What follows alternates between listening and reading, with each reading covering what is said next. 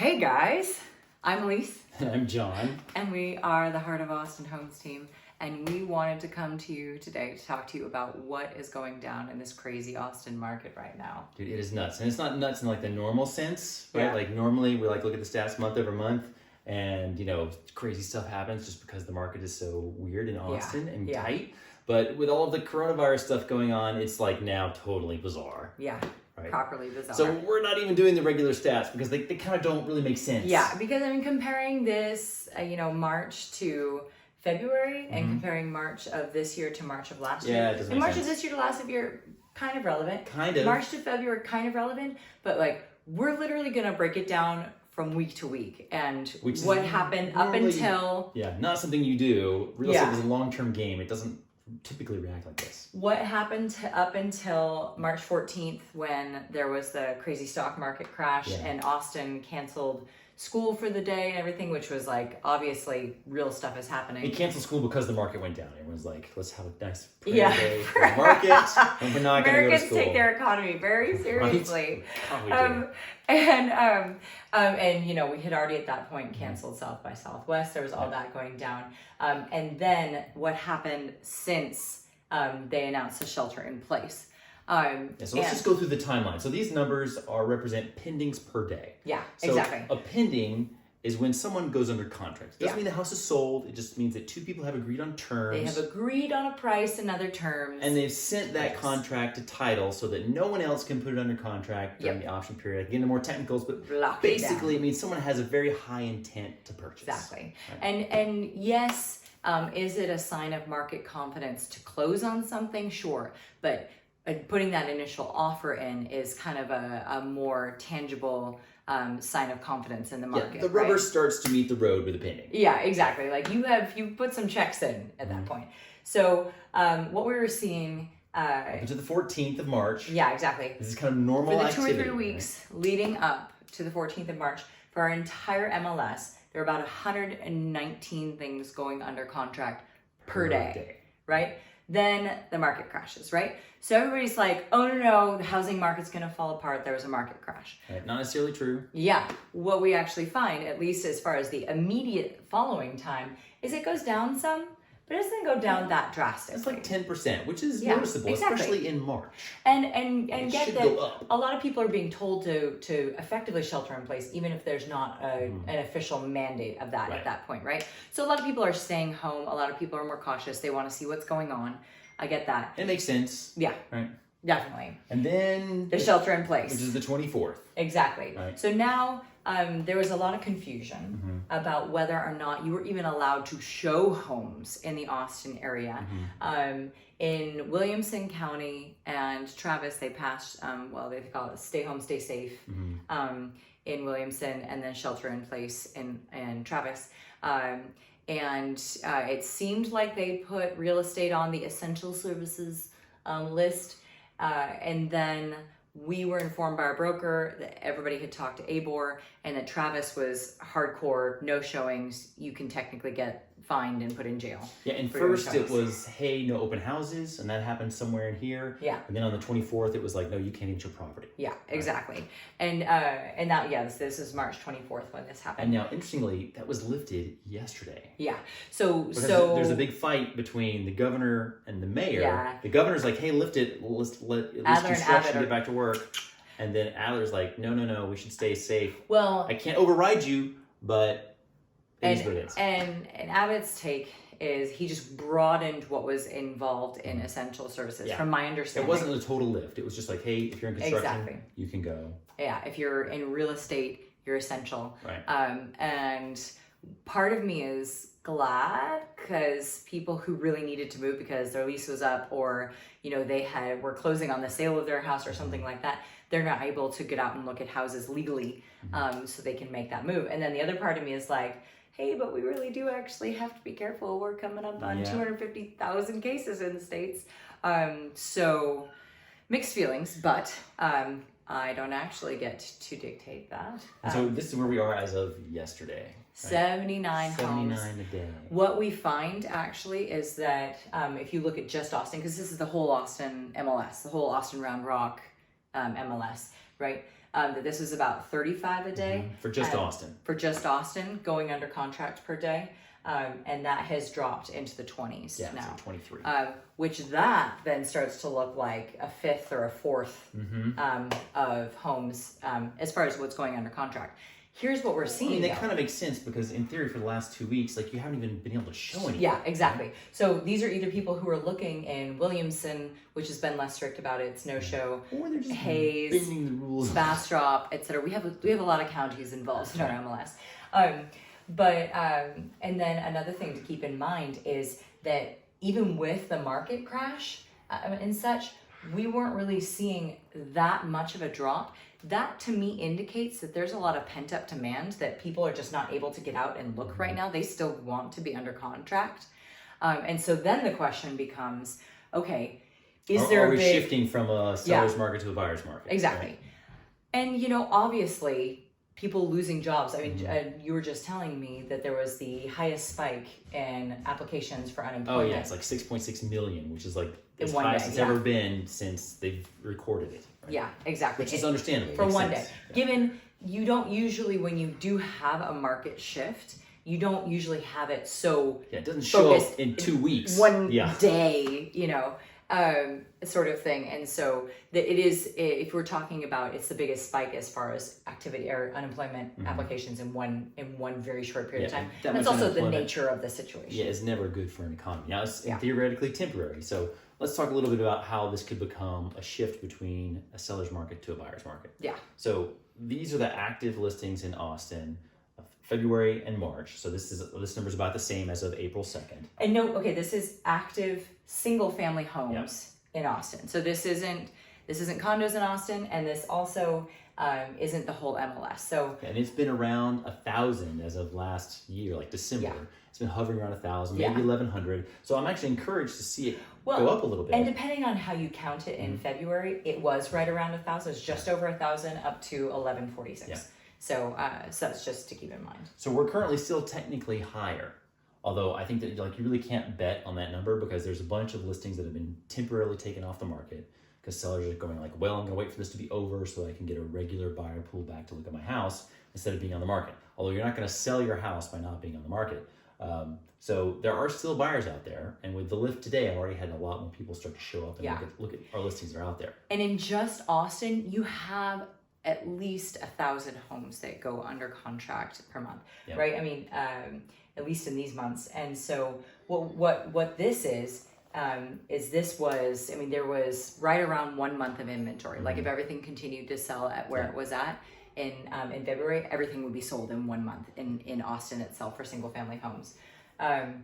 And so this is just slightly over 1 month. So let's zoom out to the bigger picture. Yeah. Within the nation, anything under 3 months is considered a lightning fast seller's market. Yeah. So 6 months is considered balanced. We are not anywhere near a buyer's market just yet. We do have a lot of scared sellers. We do. Yeah. And scared sellers can emotionally put us in a buyer's market when the stats don't agree with it, because people are still buying. The market crash didn't scare them. The shelter in place pinned them down. And so here's, to me, there are a couple of numbers to really keep an eye on. Like one, if we get to an even market, that would be maybe 3,000, 4,000, 5,000 homes listed. Yeah. Right? So we have to get up to that number, which, under regular circumstances would take a little while. Yeah. Now, if we get to, let's say, 10,000 homes on the market, then we would be squarely in a buyer's market. But it would just be like a regular buyer's market. Yeah. Right? Like, okay, you've got more sellers than buyers, so buyers can kind of dictate the terms a bit, but it's not like, oh my God, the sky is falling. Yeah. So right now, a lot of people think the sky is falling, but in order for that to happen in the real estate market, I want to see 10,000 homes for sale. Yeah. And then I'm going to be like, okay, well, now we're squarely in a buyer's market. So for that to happen, either a bunch of people have to start deciding to sell their home, or basically a bunch of new stuff has to come on the market, right? Or people stop buying. Now, people might stop buying because lenders are tightening their belts. They're making things a little bit harder to do. And we've heard from several are going up. Of our lenders that that they are going to be more strict about where your credit score is at, more strict about Like higher your down payments. documentations, and reserves, how many months of reserve you have to be able to Better debt to income ratios, all that to good make stuff. payments Which means, you lose your job. fewer people are going to qualify for loans. That will decrease the buyer pool some. Yeah.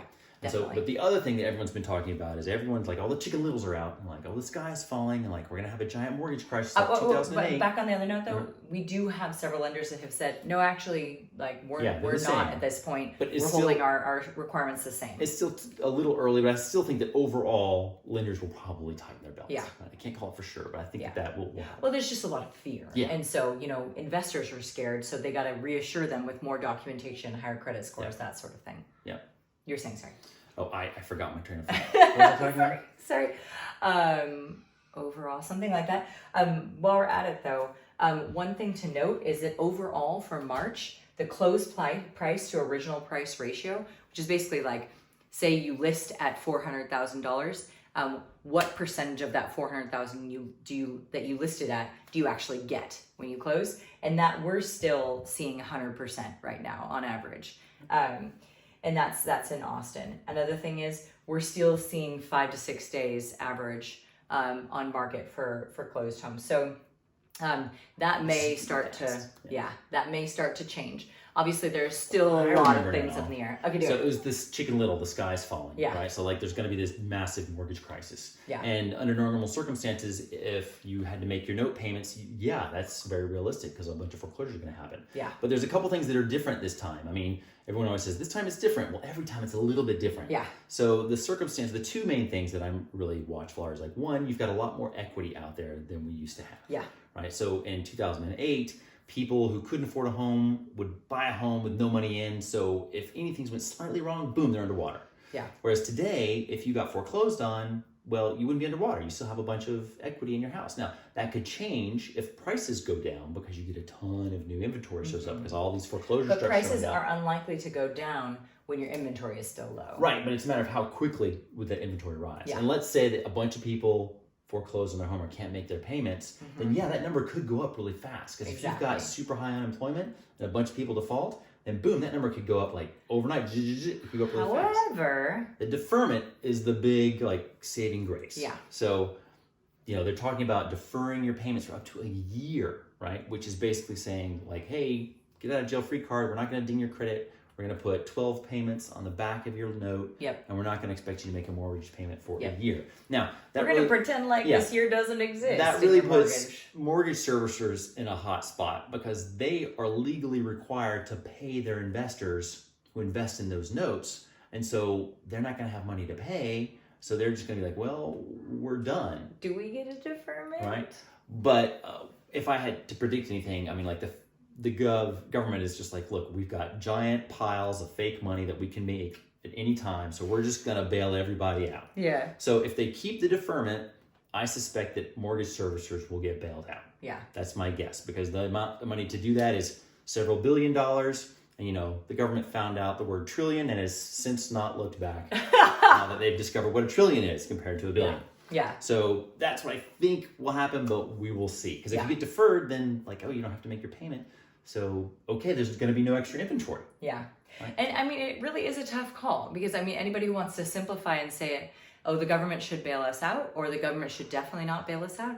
It's like letting the whole housing market crash because we all had to sit still for a month and a half to make sure that we didn't lose 2.2 million people or 240,000 people, et cetera. I can get where they're saying we need to lock down, we need to stay home. That may mean you would, default on your loan otherwise. Let's make sure you don't do that so that you respect this order, etc. And on the other hand, you can't have the government just printing money and causing all sorts of inflation and all sorts of... So, it's like, I'm not going to go super conservative or super liberal on this. Like, you need to be smart, but you also need to take care of your people. I don't think that those two have to be directly mutually exclusive. Mutually exclusive. You need to walk a thin line between those two. Anyway, I'm just talking about the numbers. So until then, it's still early. Everyone's still their head is still spinning from all this stuff. Yeah. And we're still only just a couple weeks in. So what we really need to find out is what the default rates are in the middle of this month, because you're not late until it's the 15th. And then more importantly, the default rates for the month after that. Yep. And to see how many people are deferring. Well, and once we're able to get out of the shelter in place, because, either we've, found a vaccine, or we have learned better precautions, or things have started to die off, etc. Or testing has become largely ubiquitous. So once we're able to get back to work, what a lot of people are doing is expecting a surge in buying, hiring, and home purchase. Yeah, I mean, now companies are quick to fire, but they're slower to hire. Yeah. So it depends on how quickly we come back. So, I mean, ultimately, the faster the better. The faster we can get back to work, the better, of course. And you've got to temper that with the virus, but it's all a matter of how long that's going to take. And if it takes too long, then we might get to that cliff. Yeah.